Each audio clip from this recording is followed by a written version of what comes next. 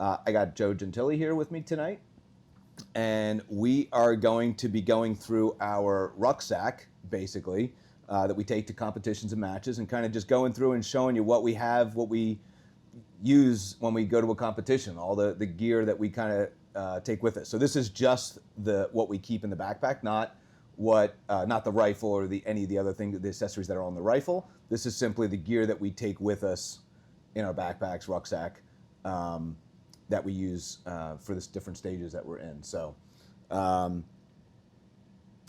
guess I do have to confess that my was kind of beat up. So before the video, I did go out and buy a brand new one.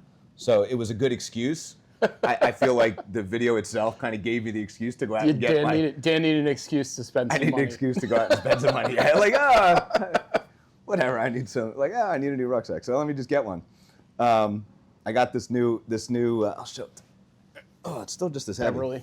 Yeah, an Admiral stock. So it's a little bit smaller. I like it because it's a little bit. I had a 511. This is a little bit more compact. I think this is what Garrett maybe uses is similar to this one. So, and I still have to fit it out a little bit because it's got the molly on the that you can kind of make some other attachments to it and kind of some pockets and bags and fit it out maybe a little bit better than what it is right now. But overall, it fit everything that I had in the old bag. It fit into this bag, so we'll start with that. And so one of the things, I guess I'll start on mine. One of the things I know and this was after we went. It was down at Pig River. We were at a match, and they had I don't want to say first aid. It was like a trauma thing where basically you could go in and just learn a little bit about some first response for if there was ever an incident at the range. Yeah. On what to do. So one of the things that was brought up is that you have to have a trauma kit. And actually, it just happened at SHOT Show. If everyone's paying attention to what happened at SHOT Show, some of the guys had a trauma kit with them. There was a knife attack, and the guy ended up having to get a tourniquet. We walked by it right after it had happened, maybe a half hour after it happened. They were still taking the incident reports and so forth from people. But that's one of the things. It's just so basically, it's just got some basic stuff in it. Tourniquet here. Gloves and so forth that are on it. Just some basic stuff, clot. Because basically one of the things that we learned at that... Clotting powder? Clotting powder, yeah. Yeah. Yeah, right there. I have used that on myself. It is very painful. It burns. Don't do it unless you have to. It's like lye or something, and it just mixes with the moisture and blood on your skin and burns like crazy. Yeah. But I experimented with that. There's that new stuff I saw. We were talking about this, I don't know when it was, but there's it's a foam. I don't know if you've seen it that you spray into onto the wound. It's got to be like a big wound. It's not like a gash. It's not a gash, right? This isn't a cut. This is more of a. Yeah, I have seen that.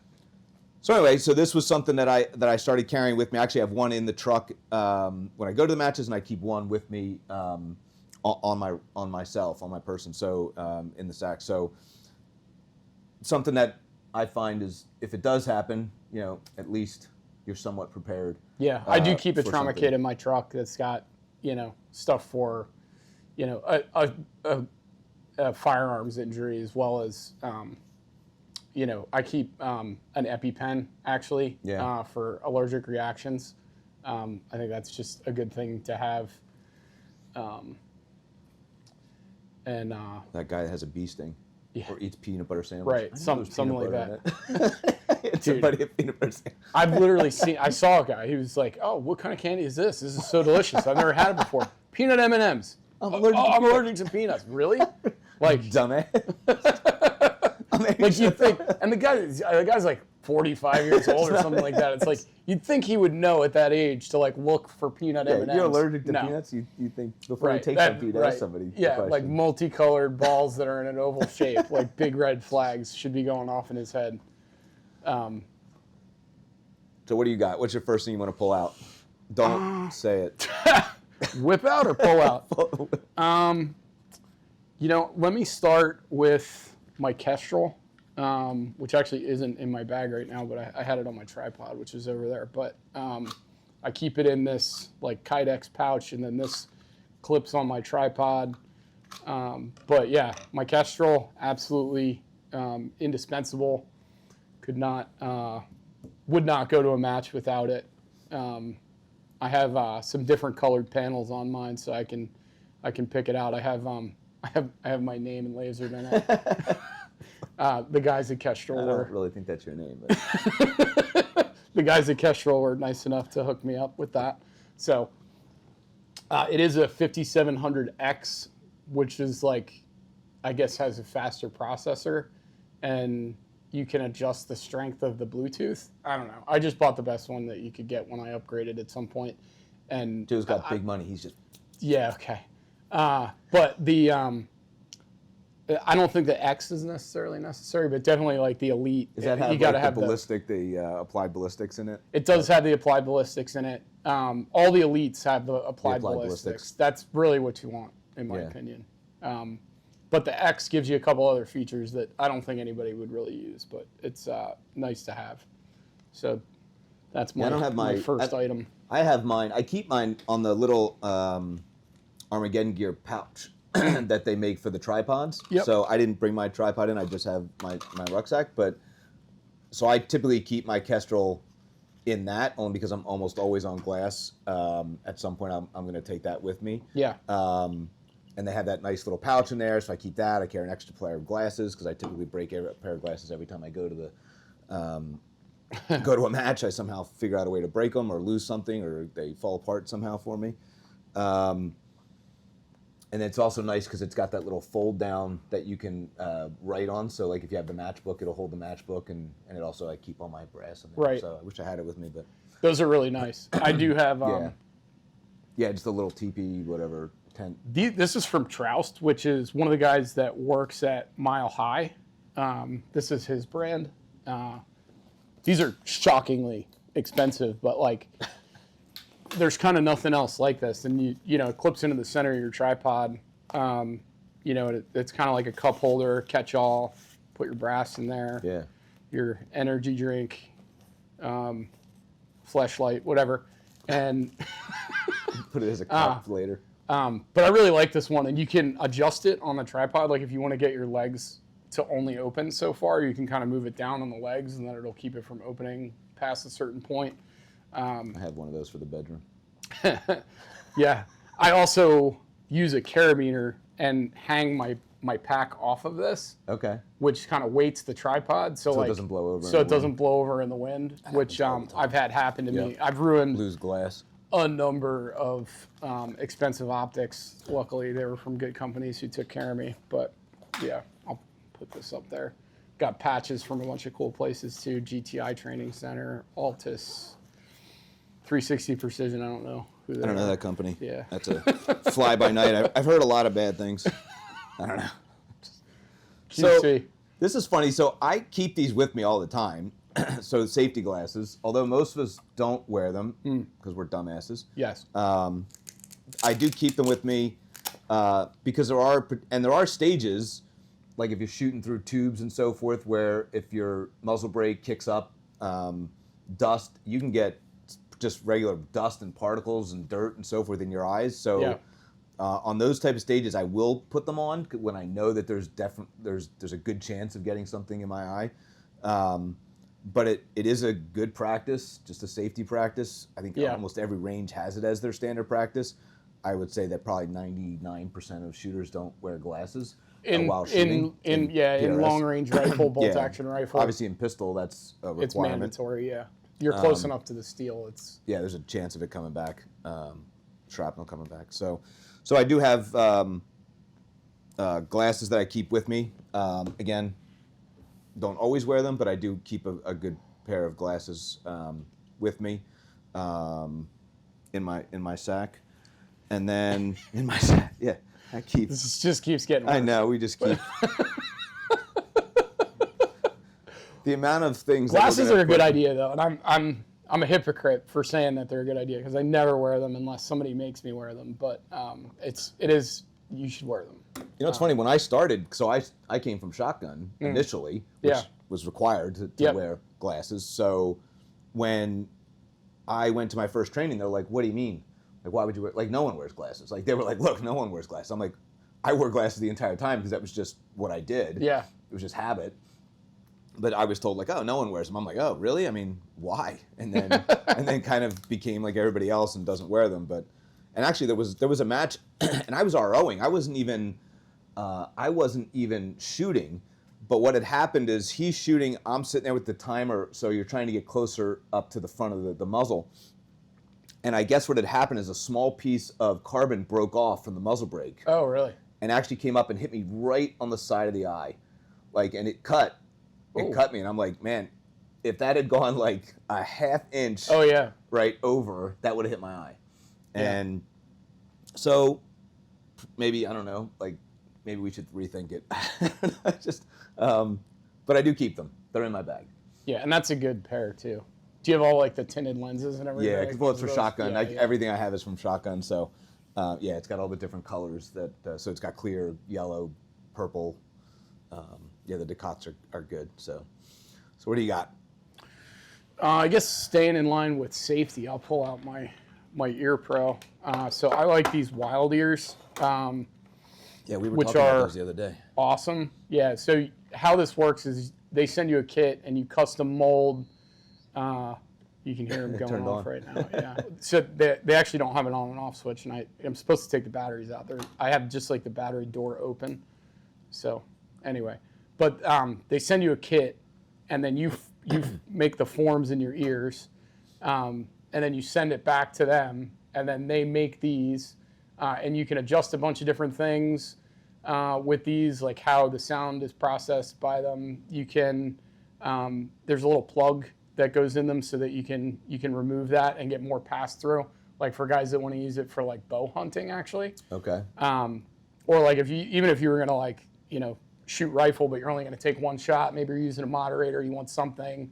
Or because these sound so natural and you get directional sound for guys that have hearing problems, right? They'll wear these instead of a hearing aid because it will attenuate the loud noise, but protect your ears, but also amplify. You can hear things moving around in the woods and stuff like that. So I keep extra batteries for those in here, which my extra batteries are empty. It has a little cleaning kit for those, and then I also keep just like molded earplugs in case something happens to those. I have like regular ones. I haven't had an issue. This is their upgraded set that they came out with like last year, and they send you this like nice hard plastic Pelican case thing. I keep a little desiccant pack in there to keep moisture soaked up. But yeah, I've shot matches without this Ear Pro because I like left it at home or didn't have the batteries or whatever, and I will say I love my wild ears very much. I just have, so I mean, I typically, these are the axial, I guess it's called. Mm-hmm. I'm not as bougie as Joe going out and spending big money, so I only have like, I don't know, these are like $100 or something like that.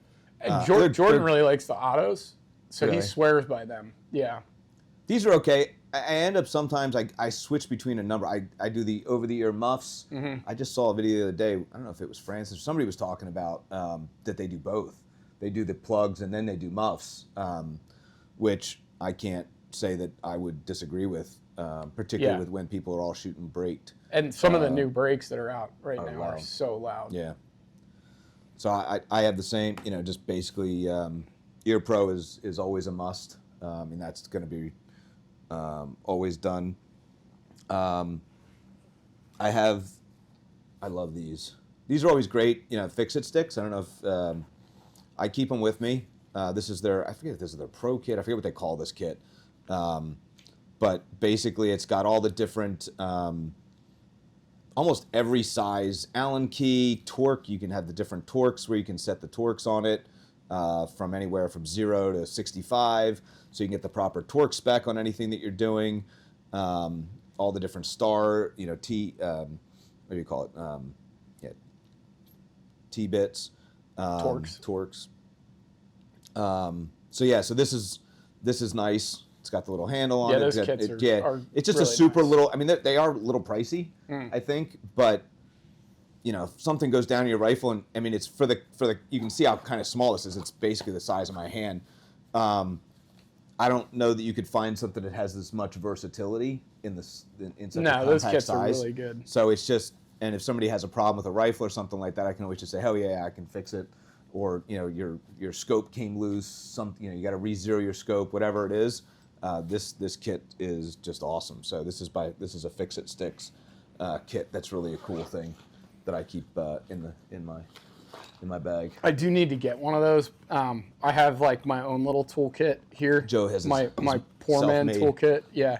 So I keep a snap-on. I think this is 7/16 or half. So this will work on like most scope mounts with the bolts on the side. I got my Night Force tool in here. I've got spare batteries for the Kestrel. Spare batteries for binoculars, little flathead screwdriver, aim point tool, which I don't know what I use that for, but it's in here. Probably an aim point. Probably. I'm just guessing. I don't even know if I own an aim point. To be honest This with aim you. point, I stole it. Yeah. And then this Allen key works on a bunch. It's like a really common size. I don't know. I found that one is like the one I carry around. I got more batteries in here. Oh, and electrical tape. Electrical tape. Yeah. So if you need to like when your scope wrap loosens something up, out, that's what Joe just wrap it. It'll definitely hold with electrical tape. Yeah. Oh yeah, it's totally good. So that's my little toolkit and shit that I carry around with me.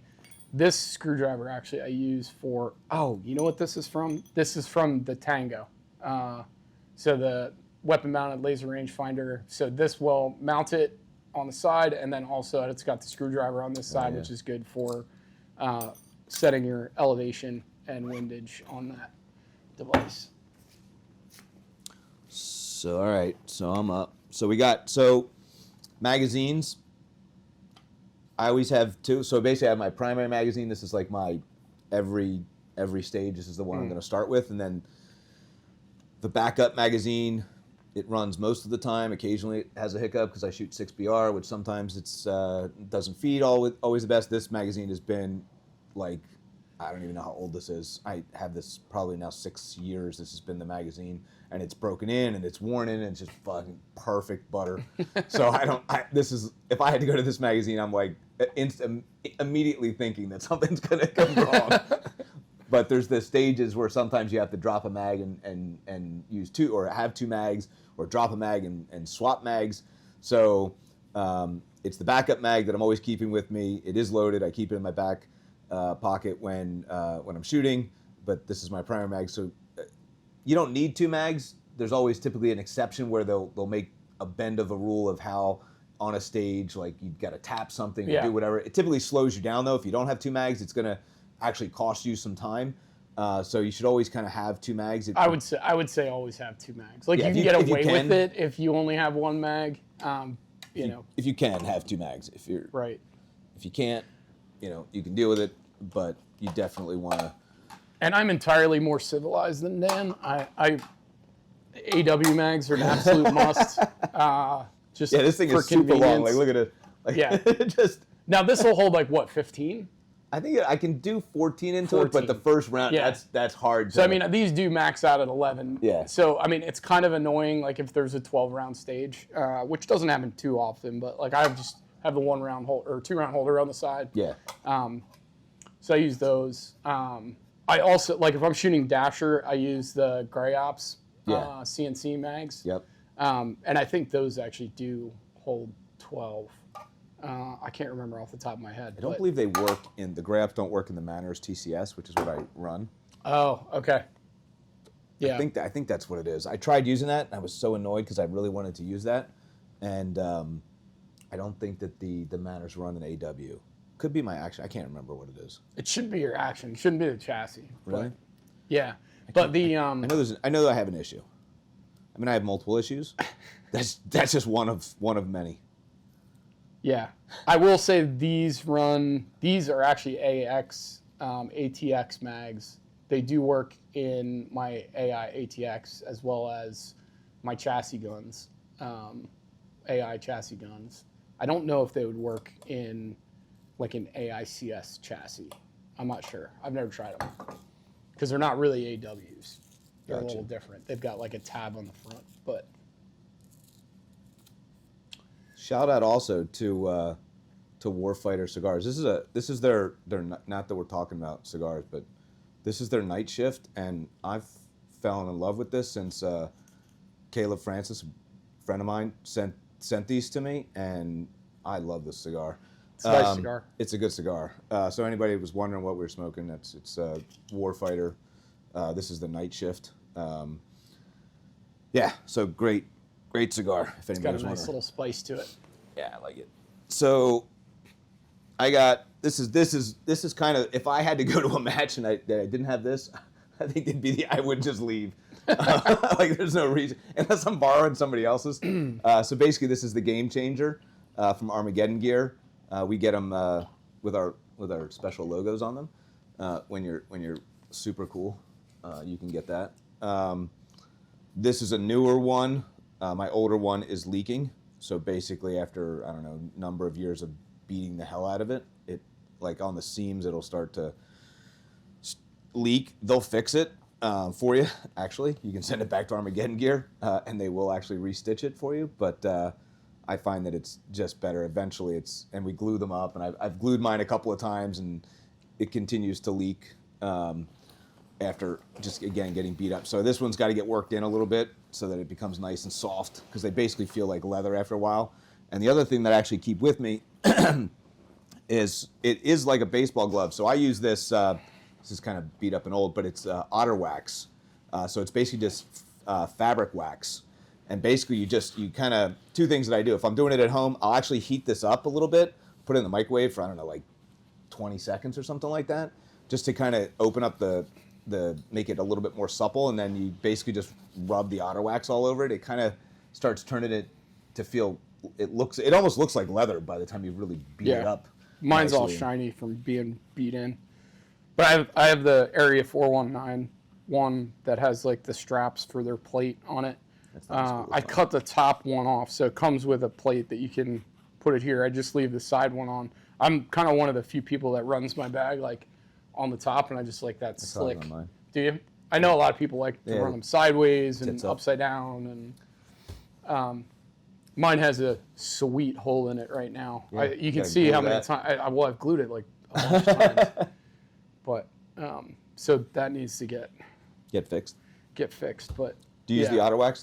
Or fabric wax, whatever? Yeah, I use the exact same one. And I bring it with, I'll bring this with me because if like we're running a stage that's like got something, the prop or whatever is like super slippery or something like that, that just kind of gums it, gives it a little bit extra stick to it. It does. So you kind of just rub it on, real quick right before the stage, whatever, and it gives it a little bit more grip on particularly like truck bed or something that might be a little slick.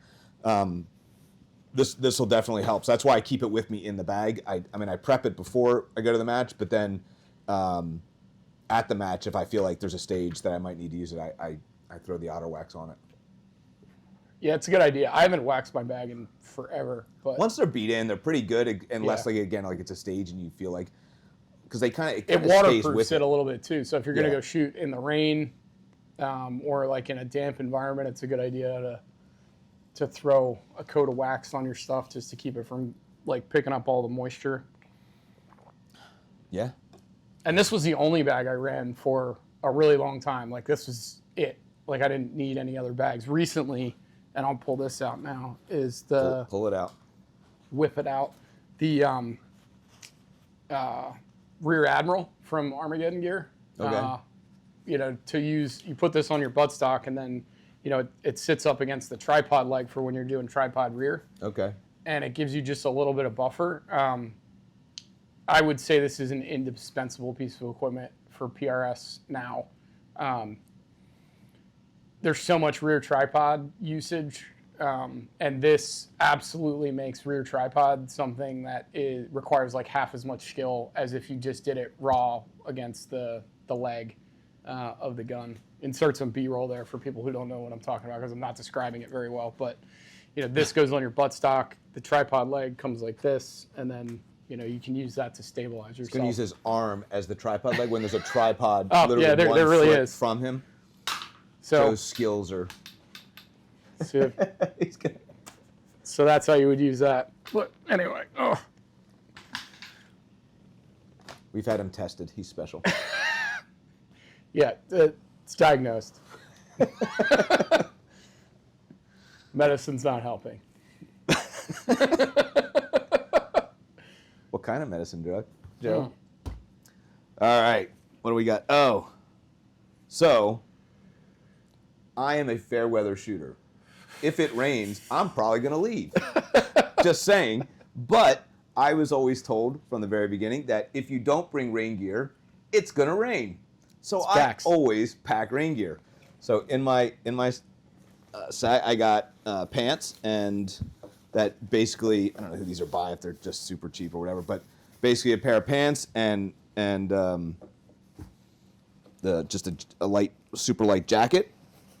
And I don't think I've ever used these personally, but I always have them with me. So basically you just have pants and a jacket that you can just kind of throw over whatever you're wearing real quick. You just kind of, because sometimes it's just a light drizzle, something like that, and you just don't want to get soaked. And maybe it's just a passing thing. I always keep rain gear, and my goal is that to prevent the rain gods from like I do that. This is my rain dance. For not having this rain is gear. what I keep for my rain dance before a match, to not have it rain. I always have mine with me. It's in the center console of my truck, so I just keep it there all the time. I don't carry it around in my bag anymore. I've become a fair weather shooter. I used to shoot, sleet, hail, tornado, like just lightning storm. Joe's holding his rifle. Yeah. Come on, get me! Get me! I dare you! That was when we did the first match at Mifflin, I had to take that down a lightning storm. Lightning struck like a couple hundred yards away. We're sitting there pulling the iron, the stakes out of the ground, and fucking lightning hits like a couple hundred yards away. My wife's down there screaming at me, "Get the fucking hell off the mountain! What the hell are you doing?" I'm like, "We just got to finish. 20 more minutes." Yeah, that's funny. Yeah, that's always awesome. Yeah, I do just keep this in my pack. So this is a rain pack cover. So you can just like put this over your whole pack. The gun condom. Yeah, that's for your This your is pack. for the pack. Yep. I don't have it for my pack. I have it for my gun, somewhere in the bottom here. I don't worry about the gun too much. I will cover up the scope if it's like windy and raining. Yeah. But that's kind of it. And I'll use this to cover up the optics, or just close the covers. But I don't worry about the gun too much. But the pack, especially if shit gets wet, if there's paper it's heavy. Yeah. It gets heavy. I'm just going to put this down there because it's bulky. But I noticed you said earlier that you would keep your spare mag in your pocket. You don't use a belt. I'm not Gucci like you and Garrett and all that. I mean, I should be, but I don't use a belt. I think it's because I was really fat. I didn't make one? They didn't make one that size. I think that's what it was. Like, I asked them and they laughed at me. They're like, "Oh, yeah, we don't have one that size." That's funny. I have mine set up with tech lock, so I can just rip this off and put on different magazines. So like if I'm going to like shoot an AR or something else, or like, I use this same belt for everything. So if I'm doing a team match, I can put my pistol on here. I'll have my pistol mags, but I always use the tech locks just because it makes configuring one belt a lot easier. And this is the Bison belt from, oh man, I forget. You guys know what the Bison belt is, but they're sweet. They're pretty light, and it's got like an internal belt system that goes along with it. So like you put the internal belt through your belt loops, and it's got Velcro, and then you just put this around you, so you don't have to like fish it. And then if you need to drop it, take it off. If you got to get in the truck and drive or something like that, it goes on and off really quickly. It's got good buckles and everything. Everything's easy about that. So, that's my go-to for the carrying mags around. You can there's guys that clip the whole world on there. They're Kestrel. They'll be walking around with their cell phone on there and everything else. I don't need to put all that on there, but I'm gonna put this down here too. But I don't know why I've never gone to that. Honestly, it took me a while to find a belt that I liked. That you liked? Yeah. Maybe I do have a couple of belts. When we shoot like pistol, I have a belt for the shooting pistol, but I don't have it for just the mags. Yeah. For pistol, you really need it. Yeah. Oh, 100%. Let's see. Oh, here's. I'm gonna. So I keep this with me, a sling. I will say that if you're a match director and you put an offhand stage in a PRS match, I'm not going to like you very much. Sorry to Andy's and some of the other folks out there that do the offhand stages, but just a personal thing for me. But I do keep it in my bag, so I do keep a sling. If you're shooting an AR, I don't have any issue with it. It's just a PRS rifle. I just don't see the point. But people that know how to, I will say that I don't practice with it. I'm not really good with it. I keep it because, I don't know, I need to look like I know what I'm doing, I guess. And that's why I keep it. I don't know. And of course, if you get to one of those stages, everyone's asking everybody else for a sling. And I'm like, yeah, I got a sling. So what brand is yours? I don't even know what this is. This is see, I knew there was a reason I was going to have to put my Magpul. There you go. Yeah. That's a good one. I had a Magpul for a while. What is this? Their MS4, does it say? I think that's what that says, MS4? MS4. Yeah, MS4. I do like that one, and it's good for ARs and stuff like that. Yeah. For a real precision rifle sling, this is a SAP sling, which this is made for big, heavy rifles like we shoot. Yeah. They're a big supporter of Mason-Dixon. They send us stuff every year for the prize table, so I do. Go support them. Yeah, I really like this one. It's probably the best sling you can get. Tab Gear also makes a nice one. Oh, yeah, I've seen that one. But the SAP one is superior in my opinion. And having shot high power and I learned how to use a sling shooting in the Marine Corps. This you can actually use properly. It's set up to really use it like a sling is supposed to be shot. You loop it around your arm and it's good that way. I'm gonna have to take a class one day and somebody's gonna have to show me I'll show you how to do it. The proper way to shoot. It's not rocket surgery. I know. I just never do it. There's not that many matches you go to, number one, that do have it, and so I feel like it's okay, occasionally it comes up. When it does come up, I dumpster fire the stage. I mean, I think every stage that I've ever shot, there was one at Pig River, and I watched. I mean, I think it was Allison Zane that time, and she cleaned it. Here's a girl that weighs 110 pounds soaking wet, and with probably her rifle maybe weighs 18, about 16 pounds, and freaking cleaned it. I got 0. I mean, I couldn't hit the target to save my life. Same thing happened. I was down at Altus, couldn't hit full-size dipstick at 300 yards to save my life. Yeah, we'll go out one time and do it. It's actually good to learn it with an AR, like a slightly lighter rifle, and then you kind of get the point of what you're doing, and then you can get good at it with something heavier. But it's not terribly difficult. Once you see this really locks me in, because you get that bone-on-bone support. When you can get your breathing dialed in and you're not muscling trying to just the gun. Fight the rifle the whole time. Right. Yeah. Yeah. It's definitely a different discipline altogether, shooting. Maybe I just don't like it because I just suck at it. Yeah, well, yes. That's probably right. I don't like people that put it in because I just know I'm going to zero that stage. Right. It's just going to be bad. Right. So. Yeah. What do you got? All right, what's next? You can see we have a lot of the same. Again, we all pretty much keep a lot of the same gear. Same we kind have of different thing. manufacturers or slightly different kind of tweaks on things, but a lot of us keep the same kind of gear. Go with some binos next. Oh, you got binos? I keep those on my tripod. Oh, really? Yeah. So I do have the Vectronix binos with the Area 419 plate on the bottom. Big money here. Big money. Big money. These are indispensable, in my opinion, to have a set of laser rangefinding binos. Really good YouTube video from 419 reviewing a bunch of different ones to kind of see what ones you might like. Yeah, I think I saw that. That was a good one. Pluses, drawbacks, stuff like that. If you're not sure which ones you might want, and there are good and bad ones out there. I've probably had 5 of them at this point. Yeah. And you might not like because of how it operates, you might not like each one. Like I've had other guys go, like, "Oh no, this is the best one." I'm like, "I hated that." So it depends on like what you kind of feel and need and how you use it. For sure. Like the Swaro EL range, there's a really nice glass, but awesome glass. The LED is in one eye, and then the reticle is in the other eye. I really don't like what that does to my vision. And it's great glass, but I do not like those whatsoever. And I think now they have Bluetooth, but at the time when I was using them, they didn't have Bluetooth. I do still like the SIGs quite a bit. There's one version of it that has super blue glass. I can't use those at all.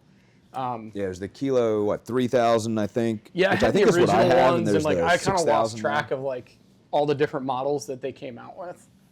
But like there's one that has very blue tinted glass that I don't like. Okay. But I think in one of the more recent versions they've gotten rid of that. Gotcha.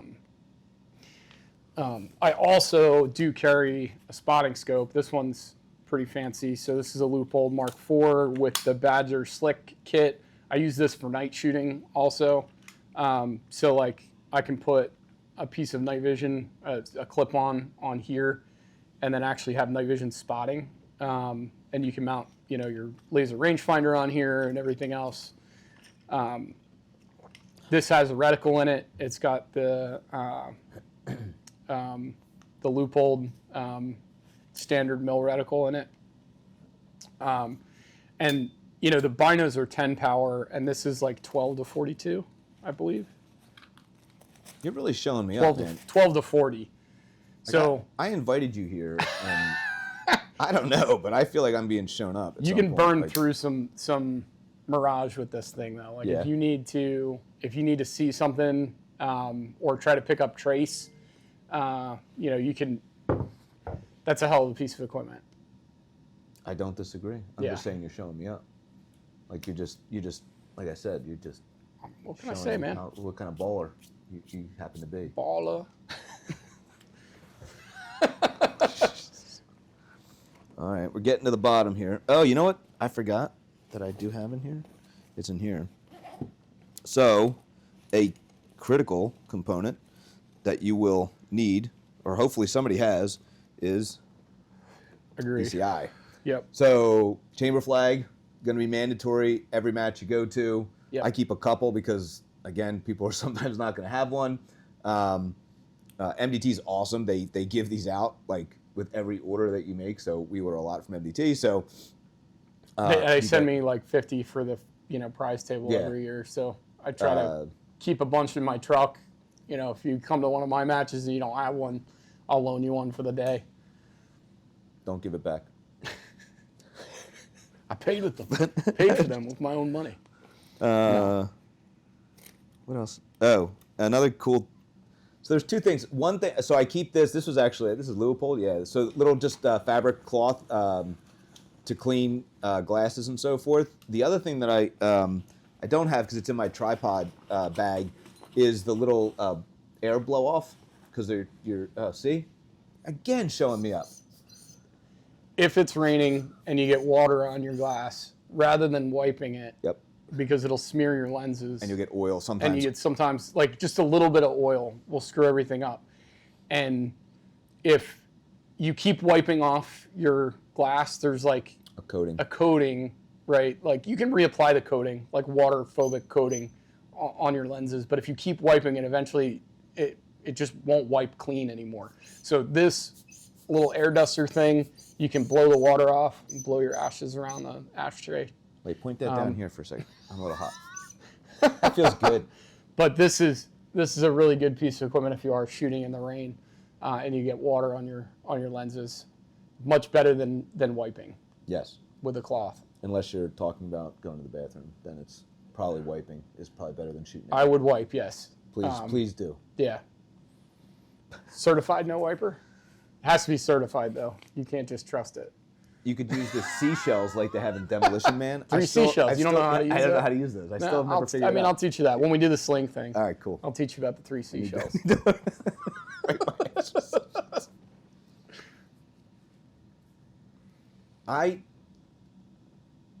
almost never have this every time I go to a match.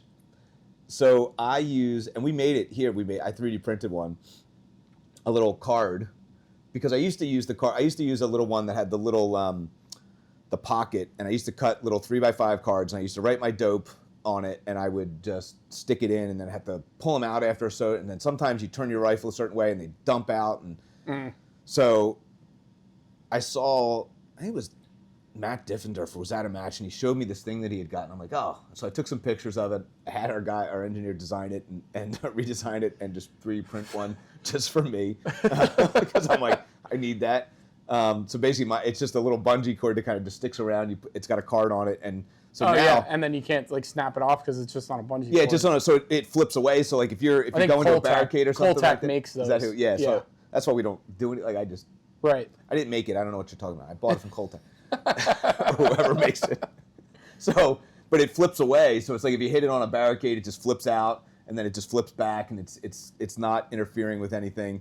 And then you just take the masking tape, and you just take a black marker and you just write on it whatever you want. And I, for the longest time, thought that I'm like, man, that's just such a goofy way to do it. But ultimately, I find it's like the easiest way to write my dope down. I would say that's what most people do. I just think it seems like the cheapest way, but it kind of looks, I don't know, rednecky maybe. I don't know what you'd call it, but it's awesome. I mean, now it's all I do. I do have a high-tech solution for that, so I use Kestrel HUD, Very bougie. which interfaces with the Kestrel, and then it gives me the dope on here automatically.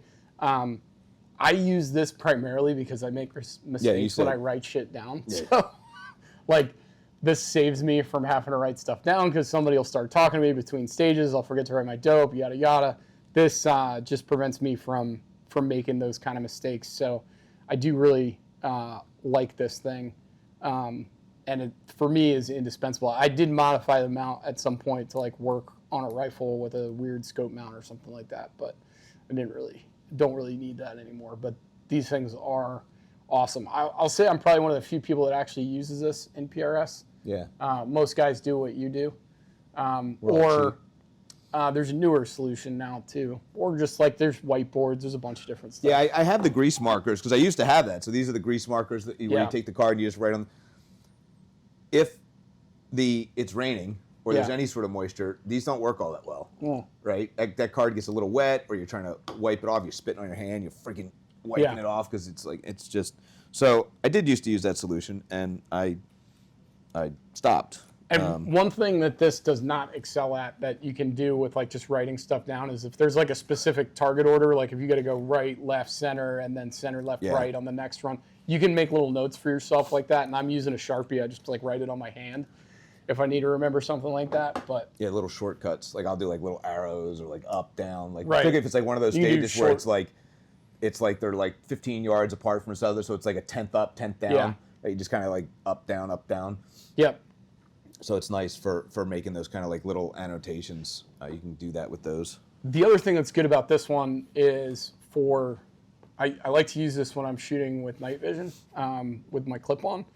It's got a red backlight, so I can see my dope. Okay. And then also like if I'm doing like a range day, I can put like, I don't know what the max, but I can put a bunch of different distances in here, and then it's like once I've shot something, I don't need to like look up that dope again because I can just have it as different targets in here, and then I'll know like whatever the whole range is like out in front of you, I can figure it out really quickly.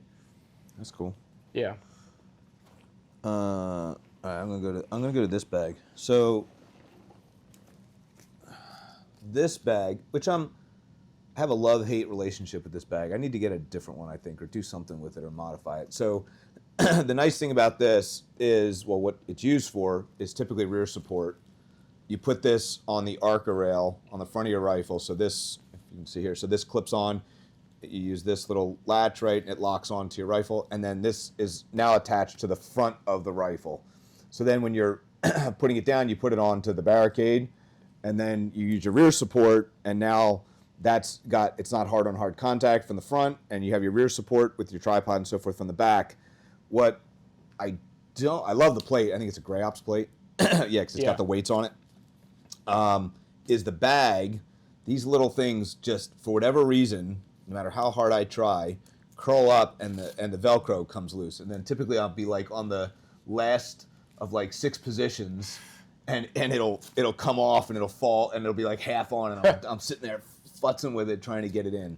So maybe just some safety pins. Yeah, I gotta, I don't know. I'll figure it out. It's my fault that I just don't do what needs to get done to fix the problem. But I will say, for if you're going to use or find somebody, if you're shooting a match that has one of these, typically I've always found that somebody, because they get passed around a bunch. Like if you don't have one, like this is like one of the last pieces of equipment I would buy, because you don't really need to practice with it to understand how it works. So like, if you're practicing, just practice with your regular bag, right? And you can do that regardless. This is just faster because it's attached to the rifle. So as you're going from position to position, it's attached to the rifle. I'm not having to move my game changer around as well as move the tripod.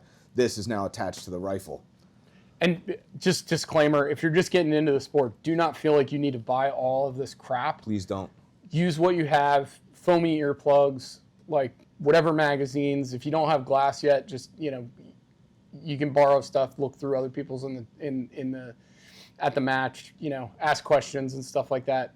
Almost all of this stuff is on the table right now, is optional, other than a bag that you like. Kestrel. Some kind of hearing protection. Kestrel's highly recommended, but you could use you can use any app. You need some sort of ballistic app. You could use an app on your phone, and you'll get away with that. There's a lot of guys at the top end of the sport that still don't have a Kestrel, which is crazy to me. But don't feel like you got to buy this. And you can see, so that's the thing. Like, what's great is if you go to a match, like Joe and I have a lot of the same stuff. We don't necessarily have the same manufacturer of those things, so you can get to try different stuff out if you go to a match, and you don't have this bag. There's probably 3 guys in your squad that have this, and maybe all 3 are different manufacturers of this. Right. You can try out this one, this one, this one. So it's great that you can, there's a different one, right? Yeah. So it's Area 419 one. Yeah, this is the Area 419 one. So you can try out different stuff and see what you like and what you don't like, and it's great. And believe me, everybody in your squad most likely is going to help you out. Nobody's going to tell you that you can't borrow the equipment. There'll be some workaround for that.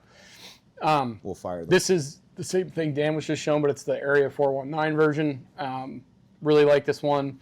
You can attach these so it doesn't use Velcro or anything. It's got like this cool, nifty handle system, which mine appears to be like stuck right now because I never take this bag off.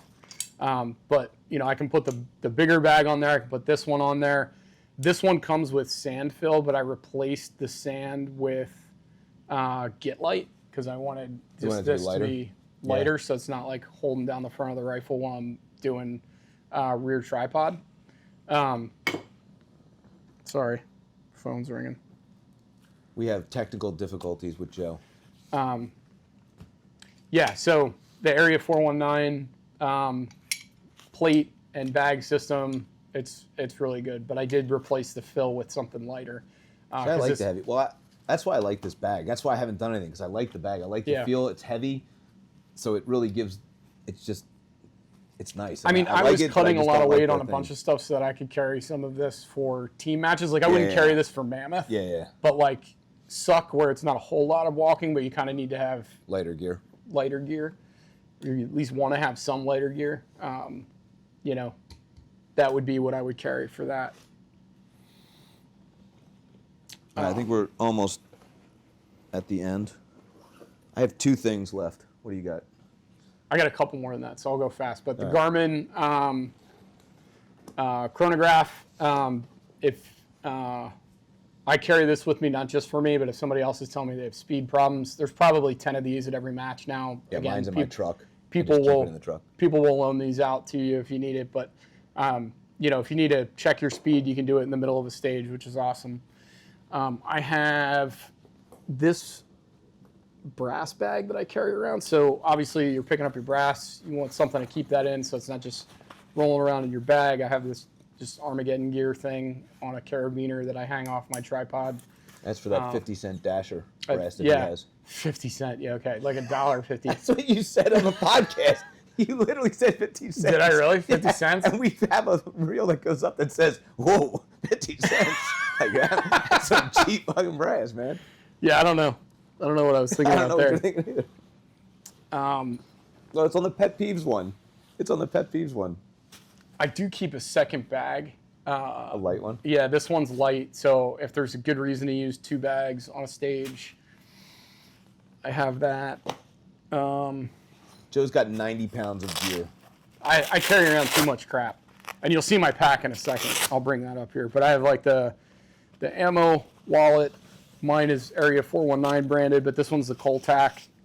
I think these hold like 180 rounds or 200 rounds, something like that. But this is a nice way to carry around your ammo. Again, kind of bougie, but I have one. I go back and forth between keeping it, if I'm like, sometimes it's just easier just to, Alpha gives you those nice cases. Sometimes I just like load it. I just freaking throw that in my truck, particularly if it's at a Mason, if it's at a local match or whatever. yeah, It's just, I will do that also. and I'll just throw it. I don't feel like taking it out of that, putting it into here, then putting it back into that after I'm done. It's just like, look, this is just easier and faster. Yeah, than it depends. Sometimes it goes directly from my loading block right into there, which isn't bad. Go ahead, you got. He's something reaching. else? He's reaching deep in the hole now. So I got this. I rarely use it, but it is nice. So this locks your tripod, right? So when you're pulling your tripod, this is great because if you ever have to push against the tripod collapses, right? So basically what this does is it prevents the tripod from collapsing. So you basically put it on, and it holds the tripod in its place. So whether you're pulling or pushing the tripod, it won't collapse on you, so that all the legs stay equal and stay open. Who makes that one? I don't even. Does it say on here? I think it's MPA. It looks like the MPA one. I've been sure meaning this to buy is one of those. Those are really good. I always hope somebody has one in their squad. There's again so much tripod rear. Yeah, it's these MPA. days. MPA tripod Okay. lock. Yeah. Yeah. So I keep it. I rarely use it because I don't shoot a lot of rear tripod because I'm an idiot. But this is awesome. If when you're I saw shooting it, I rear was like, tripod, if you're yeah. shooting rear tripod, this is like, Yeah.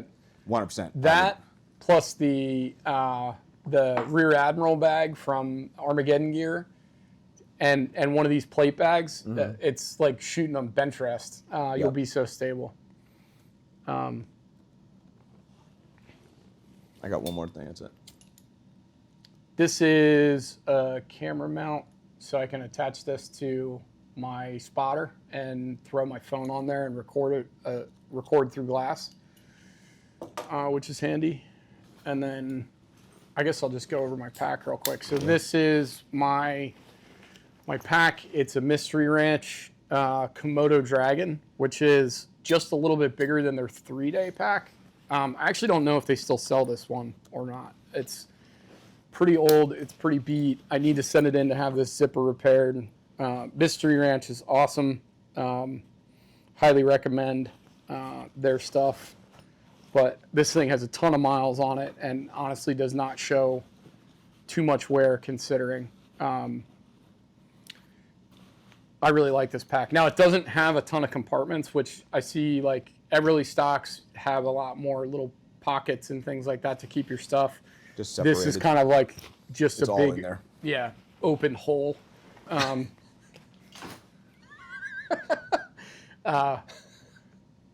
I like that a lot. Joe likes big open Big holes. open holes. It's late. We're sorry. Yeah, it's been a long week. All right. So my last. Wait, I got one more thing. Let's get it out. I got to dig it out of my hole. So I was mentioning earlier the rifle condom, which is perfect for what I just said. I think this is Coltac. Coltac or no, this is Area 49. Armageddon gear. Okay. So basically this just unrolls real quick, easy. It just kind of lays over top of, covers the rifle, the scope, and so forth. So you don't get, it doesn't get wet. So particularly if it's raining hard, I don't typically, if it's just a drizzle or something like that, I'm like, look, it's fine. But if it's coming down, which again, I don't typically shoot all that much anymore when it's coming down like that. But you need, if you get water in the chamber, you start getting issues. You're going to have hard closes or hard open. You can have all sorts of issues with the chamber. It's good to keep and again, if you're shooting out west, even and it gets muddy, dusty, it's another good reason to keep the rifle covered, so you're not getting those type of things in the trigger, in the chamber, on the scope, all those things. So it's a good way to protect the rifle. Yeah, I would agree. I need to get one. I don't usually cover my rifle. I probably should if it's raining. Yeah, it's good. So that's what we got. I appreciate everyone for sticking with us. Hopefully, you learned some things about what we carry, and if you're looking to start shooting, drop comments in below. We're happy to answer anything that we can put links up to. We will for some of the gear that we have up here. We'll put up in the comments section, or in the description section of the video. So yeah, so take a look at that. Make sure you like and subscribe to the video as well. And our YouTube channel. Again, just really trying to continue to put out all this great content for you guys. And if you can do that, that helps us grow the channel even more. Make sure you click the bell as well for getting notifications when we release all the new content. That's great. Go to our Instagram and our Facebook pages. Make sure you like and subscribe to all those videos and the content that we post up on there as well. So again, thanks guys for joining us today, and hope you got some good things out of it.